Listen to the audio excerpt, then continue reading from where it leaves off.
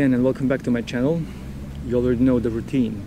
Hit the subscribe and notification button, and feel free to like, share and comment also. Today's topic will be astrology and religion, or astrotheology. This very interesting matter, definitely insufficiently studied and only partially understood. In a way, it is like a thorn in the eyes of the religious people, but sometimes you have to talk about the elephant in the room. Astrotheology can be defined as the study of the astrological origin of the religion, explanations of God, gods and deities as a personification of celestial phenomena, such as lunar eclipses, planetary aspects, and interaction of celestial bodies and stars. Also, observing the sky as the basis of the religious system, worship of heavens, through the study of heavenly influences on the world and religion doctrine. Although the concept is much older, the term is mentioned at the beginning of the 18th century in a work entitled Astrotheology, or Demonstration of the Existence and Attributes of God through the Exploration of Heavens. The author of the work was William Durham, an English clergyman who saw himself as a natural theologian and philosopher. He produced the earliest reasonable accurate measurement of the speed of sound. Along with Isaac Newton, he was one of the first members of the oldest scientific academy in England, Fellowship of the Royal Society. By the term natural theologian, it implies an individual who gives arguments for the existence of God, which are based on the reason and daily experience of nature around us. Natural theology certainly differs from theology, which is far more present today, and it's based on writings and religious experience and dogma, as well as explanations by those who attained theological studies. Therefore, natural theology is in a way a kind of philosophy which aims to explain the nature of God and gods. The arguments used are not guided by the resorting to and invoking supernatural revelations. Natural philosophy is a study of nature and physical universe. It is considered a forerunner of modern science, above all the natural sciences. Manly Palmer Hall, author, lecturer, philosopher, mystic and astrologer, he was a living encyclopedia of many ancient and sublime skills, probably one of the most ingenious minds of the 20th century in the context of the scope and the perfect understanding and explanations of all acquired knowledge. I don't want to go into who he belonged to, what kind of organization or whatever, I'm not into it. I'm really not interested in his background. I'm just talking about things that are known and factual. He was definitely extremely, charismatic person and a prolific lecturer. His most famous work, The Secret Teaching of All Ages, became a cult classic. And he was also known as he had a fantastic description of connection of religion and astrology, astrotheology. He gave explanation about Abrahamic religions, Judaism, Christianity and Islam. So thus, in its symbolic basis, the planet Saturn is associated with the hexagram, which is a symbol of Judaism.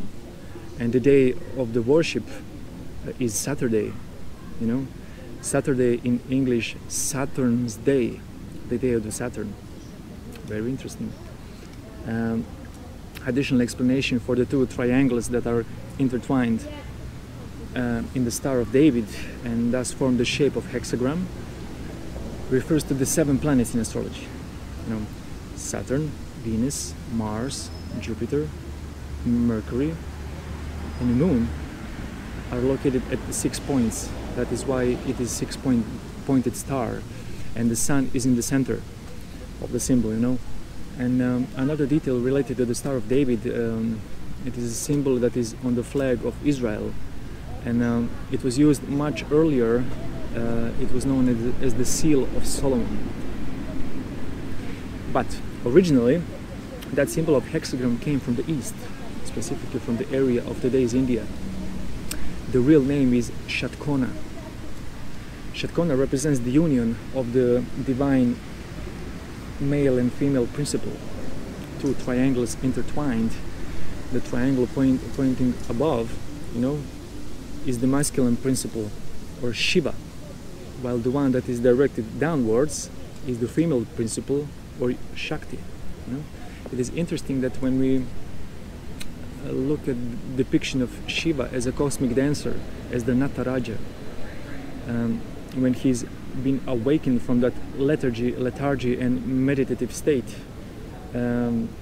where awakened by the primordial cosmic energy and creative force which moves the universe, that is Shakti, the female principle. Then he starts dancing and become active. And when we impose that Shatkona on the natal chart in Jyotiṣa, we know that there are 27 nakshatras, the fixed stars. 3 nakshatras are connected with the energy of Ketu and 3 with energy of Rahu. Rahu and Ketu are karmic nodes, the nodes of the moon, mathematical points. And if we connect the nakshatras of Ketu, which are Ashwini, Magha and Mula, in the beginning of the signs of Aries, Leo and Sagittarius, it forms a triangle pointing upwards, male principle, Shiva. And if you connect the lines of the nakshatras of Rahu, Ardra, Swati and Shatabisha, in the signs of Gemini, Libra and Aquarius, you get the triangle which is pointed downward, which is Yoni or Shakti, female principle. Very, very interesting. It's even connected with Jyotiṣa, that symbol of Shatkona. So originally it is from India. Later that symbol appeared as a seal of Solomon and Star of David. It is also present in Japan, and it's called the Kagome crest. So Christianity is associated with the symbol of the sun. The sun is the spirit, the source of life and manifestation of God in the material world. Also, astrologically, sun with a cross inside is the symbol of planet Earth. And the cross was used as a symbol long before Christianity was founded. For most Christians, the day of celebration and going to church is Sunday. That word sun, S-U-N or S-O-N. So sun became son. So it is the same pronunciation of the word. So sun becomes son, son of God. And then we have Islam, which is connected to Venus. The symbol of the star and the crescent moon refers to Venus. And Friday is the day for public prayers in mosques. And it is astrological related to this planet, Venus, Friday. Although they consider them pagan and Muslims as well as Christians and Jews, owe these symbols, the symbols of their religions to the planets, as well as to those who came much before them. It is interesting that these 3 religions are at the same times are the biggest opponents of astrotheology and above all astrology.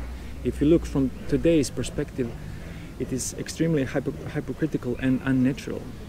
But we know that very structure of organized religion in society and culture is primarily based on belief, not knowledge. So it should not come as no surprise. The connection lies in deep esoteric and symbolism, which is much older than the current religions, and it is indispensable part of them. It does not really suit them who think that they should keep that spiritual monopoly over everyone else. And the problem is in the arrogance of the modern man who would rather reject than investigate, you know. When that kind of knowledge is mentioned, which is thousands of years older than today's religions, and the people of those civilizations were very much aware of it, it creates incredible blow to the ego of the today's people. You know? One more thing is glyphs or pictograms in astrology refers to graphical representations and symbols by which the planets are represented. The three basic symbols used to represent the planets are the circle, the crescent moon, and the cross. Amongst the Hindus, this so-called Trinity is connected to Brahma, Vishnu, and Shiva. For Christians, it is Father, the Son, and the Holy Spirit. In what is popularly called Hinduism today, and in fact the more correct term is Sanatana Dharma, can be translated to eternal law or righteousness, in the most purest spiritual form. Anyway, this Trinity is called Trimurti. What is interesting with the days of the week and the planets? The ancient Greeks and Romans had days of the week which corresponded in names with the gods or planets. So, Sunday is Helios or Sol, which is sun. Monday is Selena or Luna, which is moon. Tuesday is Ares or Mars, connected to Mars. Wednesday is Hermes or Mercury, connected to Mercury. Thursday is Zeus or Jupiter, connected with planet Jupiter. Friday is Aphrodite, which is Venus, connected to planet Venus. And Saturday is Kronos or Saturn, again connected to Saturn. To make the whole thing even more interesting, and where the names for the days of the week came from among the ancient Romans and Greeks, and they corresponded to the planets, it is hidden in a connection with the area of today's India again. There is one misconception which is widespread and advocates the ancient philosophy of the Greeks and Romans as the originally theirs and authentic. The fact indicates that a lot of what was already known in the Vedic civilization long before, as if the Greeks used and copied many of the information, symbols and details and implemented them in their philosophical systems. Since the people of Middle East had a lot of contacts with India and with Greeks, and that transfer of information comes from there. Even numbers, so-called Arabic numerals, that represents the numbers in the decimal number system, they originated in India. And the fact is that today in Hindi and Gujarati language, the days of the week are associated with the planet that rules that day. And that is true for all 7 days. Nowhere in the world is there such a connection between planets and days of the week, like in India. Vara or Var is the word that means day, and it's located after the name of each planet, giving the full name of the day. So Sunday is Ravivar. Ravi is one of the days for Surya or sun. Monday is Somavar. Soma is one of the names for Chandra or moon. Tuesday is Mangalavar. Mangala is Mars. Wednesday is Budhavar. Buddha is Mercury. Thursday is Guruvar. Guru is Jupiter. Friday is Shukravar. Shukra is Venus. And Saturday is Shanivar. Shani is Saturn. Very interesting.